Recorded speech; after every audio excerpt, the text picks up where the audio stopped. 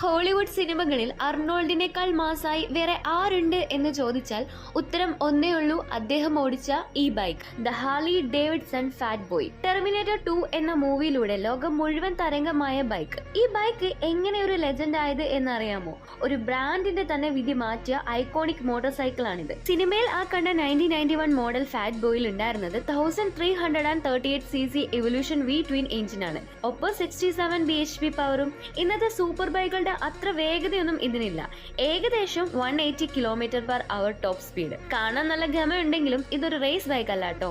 ഇതിന്റെ ഹൈലൈറ്റ് ആ ഡിസൈൻ തന്നെയാണ്. വലിയ ടയറുകൾ, ഫുൾ സിൽവർ ഫിനിഷുള്ള ഡിസ്ക് വീലുകൾ, പിന്നെ ആ massive look. 90s fat boy ആദ്യമായി ലോഞ്ച് ചെയ്തപ്പോൾ അതൊരു പുതിയ മോഡൽ മാത്രമായിരുന്നു. എന്നാൽ തൊട്ടടുത്ത വർഷം ടെർമിനേറ്റർ 2 റിലീസ് ആയതോടെ സംഗതി മാറി. അർണോൾഡ് ആ ബൈക്കിൽ തോക്കും പിടിച്ച് പറക്കുന്ന സീനുകൾ കണ്ടതോടെ ഹാർലി ഡേവിഡ്സൺ എന്നാൽ ഫാറ്റ് ബോയ് ആണ് എന്നൊരു ഇമേജ് ലോകം മുഴുവൻ പടർന്നു. അങ്ങനെ ഈ ബൈക്ക് ഒരു കൾട്ട് ഐക്കണായി മാറി. ഹാർലിയുടെ ചരിത്രത്തിൽ ഏറ്റവും കൂടുതൽ വിറ്റഴിക്കപ്പെട്ട ഒരു ഐക്കോണിക് മോഡലുകളിൽ ഒന്നായി ഇത് മാറി. സിനിമയുടെ ഇമ്പാക്ട് എത്രത്തോളം ഉണ്ടെന്ന് അറിയണോ? അർണോൾഡ് സിനിമയിൽ ഉപയോഗിച്ച ആ ഒറിജിനൽ ബൈക്ക് 2018 ലേലത്തിന് വിറ്റുപോയത് ഏകദേശം 3.5 കോടി രൂപയ്ക്കാണ്. ഒരു സിനിമ ഒരു മെഷീന്റെ മൂല്യം എങ്ങനെ കോടികളാക്കി മാറ്റും എന്നതിന് ഇതിനും വലിയ ഉദാഹരണം വേറെയില്ല. ഇന്ന് 2025 എത്തി നിൽക്കുമ്പോൾ ഫാറ്റ് ബോയ് വരുന്നത് ഒരു മാരകമായ 1923cc എഞ്ചിനുമായിട്ടാണ്. ഇന്ത്യയിൽ ഇതിന്റെ ഓൺ റോഡ് പ്രൈസ് ഏകദേശം 30 ലക്ഷം രൂപയ്ക്ക് മുകളിലാണ്. കാലം എത്ര കഴിഞ്ഞാലും എത്ര പുതിയ മോഡലുകൾ വന്നാലും അർണോൾഡ് ഓടിച്ച